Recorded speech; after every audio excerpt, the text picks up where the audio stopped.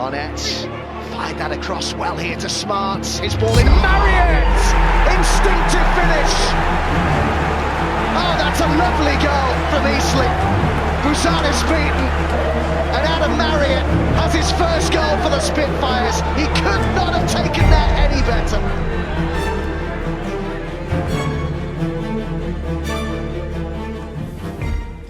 It's April, and National League side Eastleigh have just beaten League high flyers Sutton United at home. The result puts the Spitfires right in the mix for the league playoff positions and the chance of promotion to the Football League.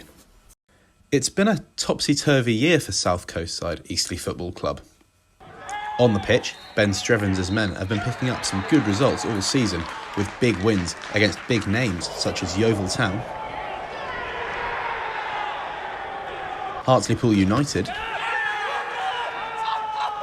and Stockport County, which leaves the affectionately known Spitfires in place to compete for the playoffs heading into the latter stages of the season. However, off the pitch, it's a different story. Former owner, the multi-millionaire Stuart Donald, left the club over 3 years ago now, and his leftover money has finally run out. This could not have come at a worse time for the club, as with the COVID-19 pandemic striking, no fans have been allowed in for the last season, which has massively damaged the club's revenue streams. Eastleigh FC chairman Kenny Amell gives a little bit more insight into what exactly goes on behind the scenes at the club.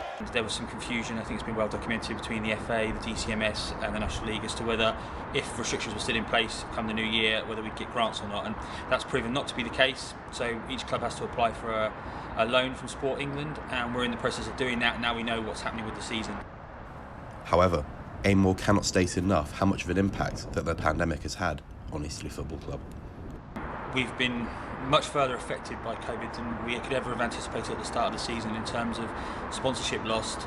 And we now find ourselves losing car park contracts, and the impact it's having on our hospitality business. So it's been a real challenge, but it's one that that we're tackling head on, and we're no different than anybody else. A lot of people have been suffering during this time, not just football, and it's important that we try and carry on as best as we can. The evidence that the club's coffers are lightening is plain to see for anyone who casts an eye over the pitch surface at the Silver Lake Stadium. A combination of poor drainage and awful British weather has left the surface muddy and torn, with the groundsman helpless to change matters. However, avenues are being explored to help improve the pitch at the Silver Lake, as head groundsman Dan Barnes explains. Everyone at the club now realises that this pitch has potentially come to the end of its life. It may well have done that quite a while back.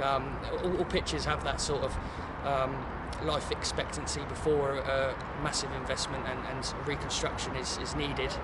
Fingers crossed in the summer we will be looking into that option. The Football Foundation do offer grants and funding schemes to help out the financial side of things. Barnes also thinks that the club believes that change is necessary in order to get the best out of the playing squad. It's not ideal timing to be doing something like that, but it's become a necessity now for the club, which is ambitious and professional throughout. At the moment we're not playing on a pitch that is suitable for the lads to perform, and in my job role I want it to be as best as possible, and I think the club understand now that it's time for change, and hopefully in the summer we'll be getting that reconstruction through the line. In an effort to try and save some cash, a lot of the higher earners at the club didn't see their contracts renewed over the summer, and a lot of the remaining squad took a pay cut to help the club survive. In the summer transfer window, the recruitment at Eastleigh was taken in a slightly different direction.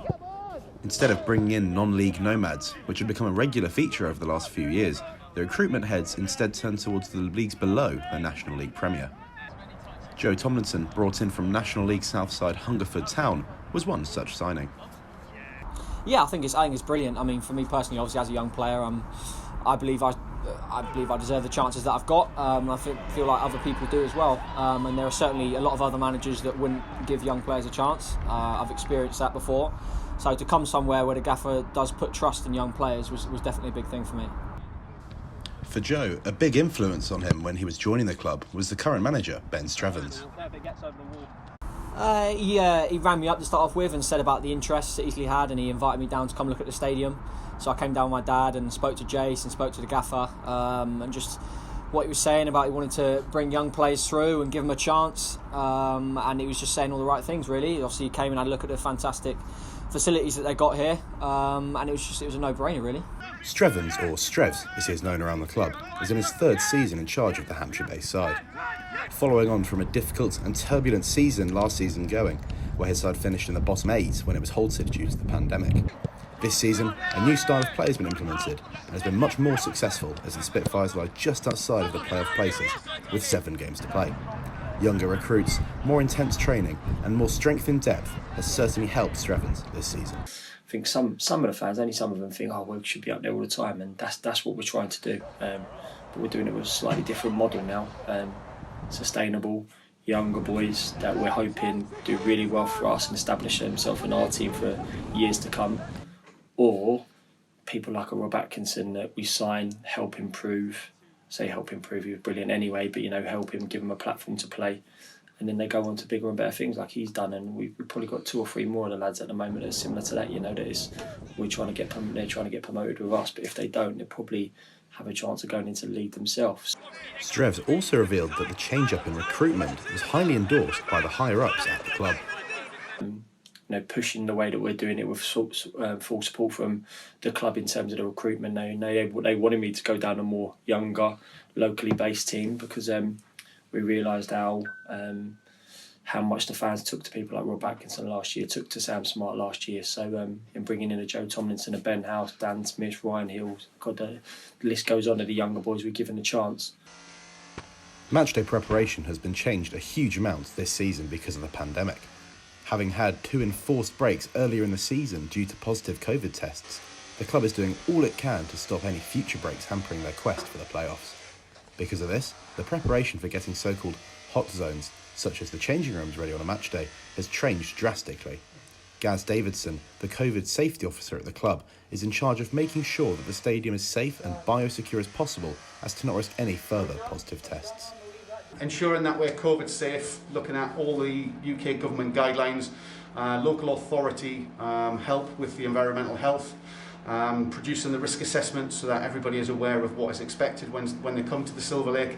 So that is an electrostatic fogging machine which grips onto all the hard surfaces and kills the coronavirus. So that was the referee's changing room, which I did first, and then I've done the away changing room. So the main aim of that is to hit all of the touch points, or as many touch points as possible. You may see me doing the windows because obviously they're used quite a lot. In the referee's room there we've got the match balls, so they're important to do as well. The sinks and everything that basically anybody can touch. However, this weekend, Eastleigh aren't playing at home.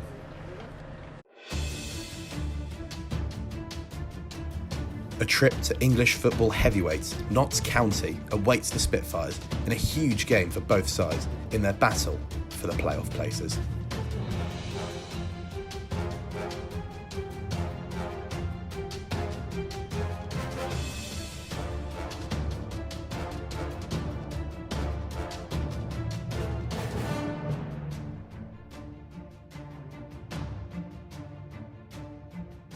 Payne's arm in the air, goes short this time, back to House, back to Payne, left to the penalty area, chips in with the left foot, it's a dangerous cross but it's headed clear, and comes back to the edge of the penalty area, Hollins plays it short, Marriott brings it down, played it back to House, House with the right footed shot, Ben House scores for Eastleigh, right on the brink of half time, picked that one out into the bottom corner, and Ben House has got his shooting boots back on. Notts County 0, Eastleigh 1.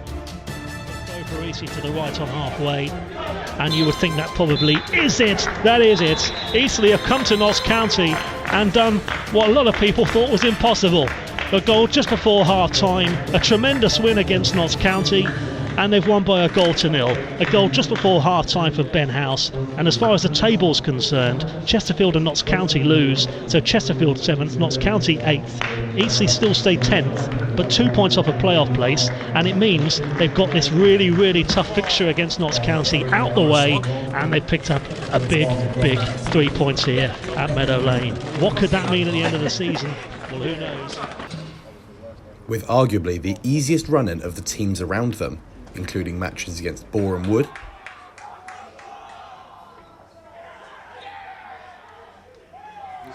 Barnet,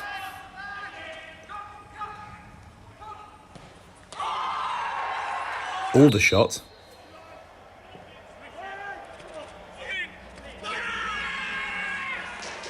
and Solihull Moors on the final day means that Eastleigh's fate is entirely in their own hands, and they lie in a brilliant position to make that big final effort to make it into the playoff positions.